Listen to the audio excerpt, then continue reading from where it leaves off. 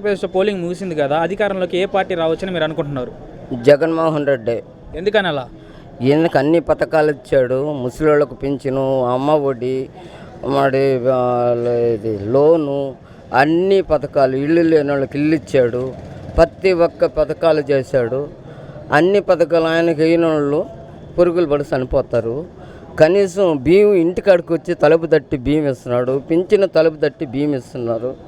అన్ని పథకాలు ఇస్తున్నాడు. బంగారు నాయన్ని గెలిపించుకుంటేనే మేమందరం ముసలివాళ్ళం బాగుపడతాము. ముసలివాళ్ళకి కానీ మళ్ళీ ఈకునంటే అది కానీ పథకం ఏరే పథకం వచ్చిందంటే అందరం సర్వనాశనం అయిపోతాము. ఆయన కూడు పెడతా ఉన్నాడు, బంగారు బిడ్డ. ఆయన బిడ్డలు ఇద్దరు లక్షణంగా ఉండాలి. కానీ ఎన్నెన్నో మాట్లాడుతున్నారు, నన్ను ఎన్నో నిందించి మాట్లాడుతున్నారు. నీ పార్టీ రాదు, నీ పార్టీ వచ్చేది ఎవరైనా మగోడు మూతి మీద మిస్తున్నాడు. 5 లక్షలు నేను అన్నీ అమ్ముకోనైనా కానీ పందెం కడతాను, నా జగన్మోహన్ రెడ్డి వచ్చేది అని పందెం కట్టుకుంటున్నాను. ఎవరూ ముందుకు రాలేదు. నేను ఆయన చనిపోయిన దాకా నేను జగన్మోహన్ రెడ్డికి నేసేది ఎత్తుకొని సాకాను. నేను పులిబిడ్డే కానీ ఎవరికి భయపడే పులిబిడ్డ కాదు. గొర్రెల గురించి భయపడాల్సిన అవసరం లేదు నాకు.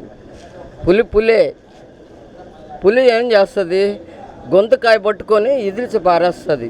పులి ఏమి భయపడదు. ఎప్పుడు పులే.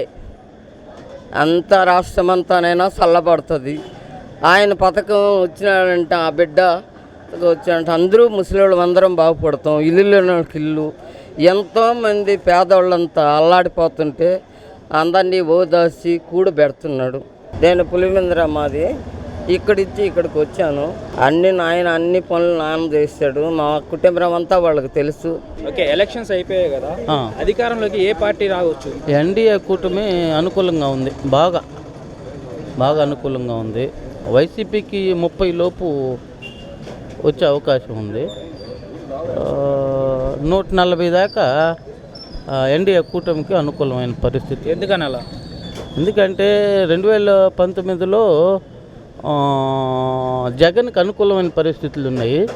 అది సేమ్ రివర్స్ అయింది.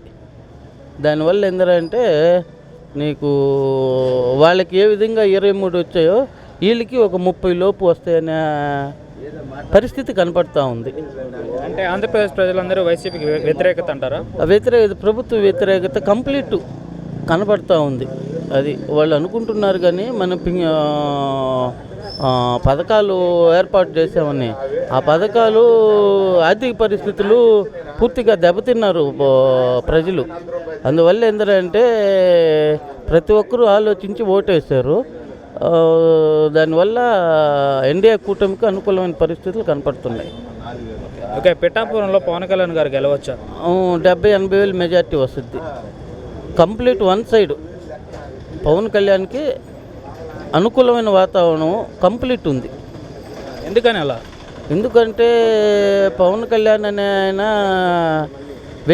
వ్యక్తిగతంగా నీతి నిజాయితీ కలిగిన వ్యక్తి. సినిమా రంగంలో ఒక గొప్ప స్థానంలో ఉండే వ్యక్తి.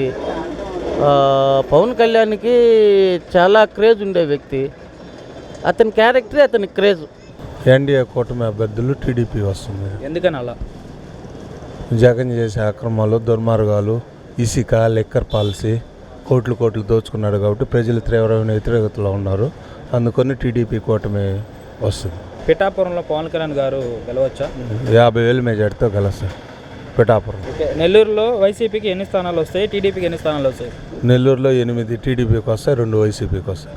కూటమి వస్తే మంచిది. ఎందుకంటే నేను ఒక మాట చెప్తానండి. ఇప్పుడు 5 సంవత్సరాలు జగన్ పాలన చూసాము. ఎక్కడ చూసినా అరాచకాలే, ఎక్కడ చూసినా దమ్మే. అందువల్ల సీనియర్కి మొన్న కాకుండా నిన్న వచ్చిన జగన్కి చాలా తేడా ఉంది. 30 సంవత్సరాల సీనియర్ చంద్రబాబుకి ఈ 5 సంవత్సరాల్లో జగన్కి చాలా తేడా ఉంది. దానికి కూటమి వస్తే బాగుంటుంది అని నా ఆలోచన. వసద్దు కూడా. అలాగే నెల్లూరులో వైసీపీకి ఎన్ని స్థానాలు వస్తాయి, టీడీపీకి ఎన్ని స్థానాలు వస్తాయి? నేను చెప్పలేను. కానీ నెల్లూరుకి 10 రావచ్చు. నెల్లూరు 10 సీట్లు. పోయినసారి 2019లో వాళ్ళు 10కి 10 గెలుచుకున్నాడు. ఈసారి కూడా టీడీపీకి 10కి 10 రావచ్చు అని నా ఆలోచన. నారాయణ మాత్రం 2 లక్షల మెజార్టీతో గెలుస్తాడు సిటీ, అంతవరకు మనకు తెలుసు. ఓకే నా పిఠాపురంలో పవన్ కళ్యాణ్ బంపర్ మెజార్టీతో గెలుస్తాడు. అధికారంలోకి ఏ పార్టీ రావచ్చు అనుకుంటున్నారు? ఏదైనా ప్రజలకు మంచి జరిగేదైతే అందరికీ మంచిదే. ప్రజలు ఏది ఉద్దేశించి ఇచ్చారంటే అది ఆ పార్టీ. ఏదైనా మనిషికి మంచి జరగాలి, ప్రజలకి గవర్నమెంట్ ఏదైనా పర్లేదు. కానీ ఈసారి అందరూ ఏదో కొత్తగా అనుకుంటున్నారు, కొత్తగా వస్తుందో ఉన్నదే వస్తుందో జూన్ 4 దాకా వెయిట్ చేయాల్సిందే. ఓకే అలాగే పిఠాపురంలో పవన్ కళ్యాణ్ ఈసారి గెలవచ్చు? నేనైతే గెలవాలనుకున్నాను పక్కాగా, ఎందుకంటే సొంత డబ్బులే ఖర్చు పెట్టున్నాడు. ఇప్పుడు 22 కదా ఈరోజు ఐక్యరాజ్య సమితిలో వచ్చిందని విన్నాం కదా, ప్రసంగానికి వెళ్ళాడు. అంటే ఇంతమంది నాయకులు ఉన్నప్పుడే ఇతనికే స్పెషల్గా వచ్చిందంటే మనం ఆలోచించాలి. యాజ్ ఎ కామన్ మ్యాన్గా మనం ఆలోచించాలి. పొలిటికల్గా పక్కన పెడితే ఇంతమంది పొలిటీషియన్స్ ఉన్నా కానీ అతన్ని పిలిచినప్పుడు మనం ఆలోచించాలి కదా. అలాంటి వ్యక్తి ఒక ఎమ్మెల్యేగా గెలిస్తే ఆ నియోజకవర్గం ఎంత డెవలప్ అవుద్ది అన్నది కూడా ఆలోచించాలి. అవునా కదా? సొంత డబ్బులు ఎంత పెట్టి ఖర్చు పెట్టి ప్రజలకు ఎంతో చేసిన అతను ఒక ప్రభుత్వ అధికారం ఇచ్చినప్పుడు అతను ఎంత చేస్తాడో మనం ఆలోచించాలి. ఖచ్చితంగా గెలవాలి. అది ఎంత మెజారిటీ అనేది పక్కన పెడితే అతను గెలవాలి. ఫస్ట్ అతను ఏం చేస్తాడనేది జనానికి తెలియాలి. ఓకే అలాగే మన నెల్లూరులో టీడీపీకి ఎన్ని స్థానాలు వస్తాయి, వైసీపీకి ఎన్ని స్థానాలు వస్తాయి? నేను అంత అనాలిసిస్ చేయలేదు, కానీ ఈసారి కొంచెం మార్పు ఉంటుంది అనుకుంటున్నాను. పోయినసారి 10/10 ఇచ్చారు కదా, ఈసారి కొంచెం మారుతుంది. 10/7 టీడీపీ రావచ్చు అని అంటే నా ఇదిలో తెలిసిన దాన్ని బట్టి చెప్పడం తప్పితే నాకు అంత ఐడియా లేదు దాని గురించి. 100% టీడీపీ సార్. ఎందుకని అలా? జనాలు పోయినసారి ఉన్న నాయకుడిని ఎన్నుకున్నారు కాబట్టి ఆ నాయకుడు చేసిన అరాచకాలు జనాలలోకి ముందుకెళ్ళిన తర్వాత మనం చేసింది తప్పు అని జనాలకి అర్థమైంది. ఈసారి సరైన నాయకుడిని మనం ఎన్నుకోవాలా, అభివృద్ధి బాటలు నడవాలంటే చంద్రబాబు నాయుడు గారు రావాలా. అందుకని టీడీపీ పక్కా. ఓకే నెల్లూరులో వైసీపీకి ఎన్ని స్థానాలు వస్తాయి, టీడీపీకి ఎన్ని స్థానాలు రావచ్చు? సార్ స్థానాలు అంటే ఈసారి కొంతమంది ఏంద్రా అంటే టీడీపీ బీజేపీలకు మద్దతు ఇచ్చారు కదా అని ముస్లిమ్స్ కొంతమంది అంటే బీజేపీ వస్తే ఈ విధంగా అరాచకం చేస్తుంది కదా అని చెప్పి కొంతమంది ఉన్నారు. కాబట్టి స్థానాలు అనేవి కరెక్ట్గా చెప్పలేము సార్. ఎందుకంటే ముస్లిమ్స్ బీజేపీకి మద్దతు ఇవ్వరు, అట్లని చెప్పి హిందువులు ఇస్తారని చెప్పి నేను చెప్పట్లేదు.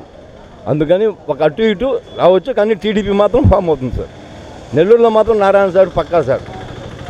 చంద్రబాబు నాయుడు గారు ముఖ్యమంత్రి అవుతారు. ఓకే పిఠాపురంలో పవన్ కళ్యాణ్ గారు గెలవచ్చా? సార్ అది అక్కడ పిడతల రజనీ గారు 2 సార్లు ఎమ్మెల్యేగా ఎంపీగా గెలుచున్నారు. ప్రజలు అక్కడ ఏం చెప్తున్నారంటే మనకి పిడతల రజనీ గారు బాగా చేస్తారు, ఇక్కడ గెలుస్తాను అంటున్నారు. కానీ వైసీపీ మీద వ్యతిరేకతతో పవన్ కళ్యాణ్ గారు 100% గెలవచ్చు. ప్రజలే నిర్ణయించాలి ఏ పార్టీ రావాలని. ప్రజలు నిర్ణయించాలి. మన చేతల్లో ఎవడు ఓటు ఎట్టేస్తారో లోపల పోతే మనకు తెలియదు. ప్రజలు నిర్ణయించాల్సిన న్యాయం ఏ రాజకీయ నాయకుడు న్యాయం చేసింటే వాడికి ఓట్లు వేస్తారు, ఎవడు డెవలప్ చేసింటే వాళ్ళకి వేస్తారు. దేవుడు లేదంటే ఏదైనా ప్రజలు నిర్ణయించాల్సిందే. కానీ ఈ సూర్య మటుకు లేడీస్ మటుకు 90% జరిగింది లేడీస్ ఓట్లు. అవి కానీ జగన్ పడితే జగనే సీఎం. లేడీస్ ఓట్లు మటుకు బాగా జరిగినాయి కాబట్టి అందుకే 90% చెప్పాము. టోటల్ మొత్తం మీద ఎలక్షన్ ఎప్పుడు ఏ విధంగా జరగల ఆ విధంగా జరిగింది.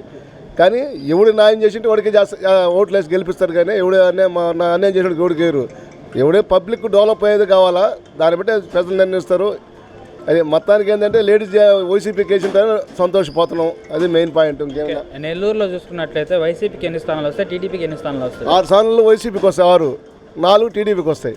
ఖచ్చితంగా చెప్పగలను, ఈసారి అధికారంలోకి తెలుగుదేశం పార్టీ ప్రభుత్వం 100% వచ్చే అవకాశాలు కనిపిస్తున్నాయి. ఎందుకంటే ఇంతకు మునిపెన్నడూ కూడా ఇటువంటి పోలింగ్ శాతం పెరిగింది మన ఆంధ్రప్రదేశ్ చరిత్రలో చూసింది లేదు. ఎందుకు పెరగాల్సి వచ్చిందంటే ప్రతి ఒక్కరిలో జగన్ చేసే అక్రమాలు, జగన్ చేసే అరాచకాలు ప్రతి ఒక్కటి కూడా ప్రజలకి కళ్ళకు కట్టినట్టు కనిపించాయి. 5 సంవత్సరాల ప్రభుత్వ పరిపాలనలో ఎన్నెన్నో చేస్తామని చెప్పి వచ్చినటువంటి జగన్ను ఈనాడు చేయకపోగా కట్టిన ప్రజావేదిక కూల్చేశాడు. ప్రజావేదిక కూల్చేసిన తరువాత ఒక్క ఇటుక కూడా అమరావతి రాజధాని చేస్తానని చెప్పాడు, ఒక్క ఇటుక కూడా పెట్టింది లేదు. ఇంకో విషయం ఏంటంటే విశాఖపట్నం రాజధాని చేస్తా అన్నాడు.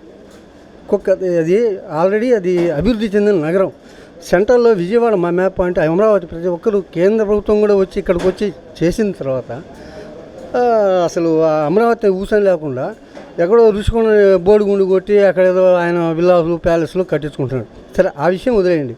ఈనాడు మన ఆంధ్రప్రదేశ్లో ఉన్నటువంటి బిడ్డలు, చదువుకున్నటువంటి బిడ్డలు పొరుగు రాష్ట్రాలకి, ఒక తమిళనాడు, హైదరాబాదు, బెంగళూరు ఇవన్నీ కాకుండా టోటలీ నేషనల్ వైడ్గా ఎక్కడికెక్కడో చదువుకొని వాళ్ళు ఉద్యోగాల కోసం ఇతర ప్రాంతాలకు వెళ్ళాల్సి వచ్చింది.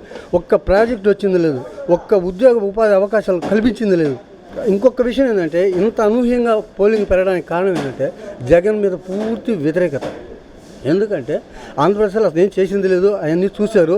ఇటువంటి అరాచక పాలన ఇంకా కొనసాగకూడదని టోటల్ నేషనల్ వైడే కాదు, international wide America, Canada, Switzerland, Dubai, Kuwait చెప్పక్కర్లేదు, చుట్టుపక్కల దేశాల నుంచి కూడా వచ్చి ఇక్కడికి వచ్చి పోలింగ్ చేయాలి, ఈసారి చంద్రబాబు నాయుడు రావాలి, ఈ అరాచక పరిపాలన పోవాలి, కంటికి తెలిసి శవరాజకీయాలు చేసేటువంటి వ్యక్తిత్వం అన్నీ మనం కళ్ళకు కట్టినట్టు చూసాము.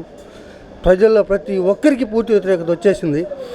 ఎలాగైనా ఈ యొక్క ఒక్కసారి అవకాశం అని చెప్పి వచ్చినటువంటి జగన్ ప్రభుత్వం కంటికి కనబడినటువంటి అరాచకాలు చేశారు. ప్రజలు వీధుల్లో తిరగాలంటే భయపడేటువంటి పరిస్థితి నెలకొనింది.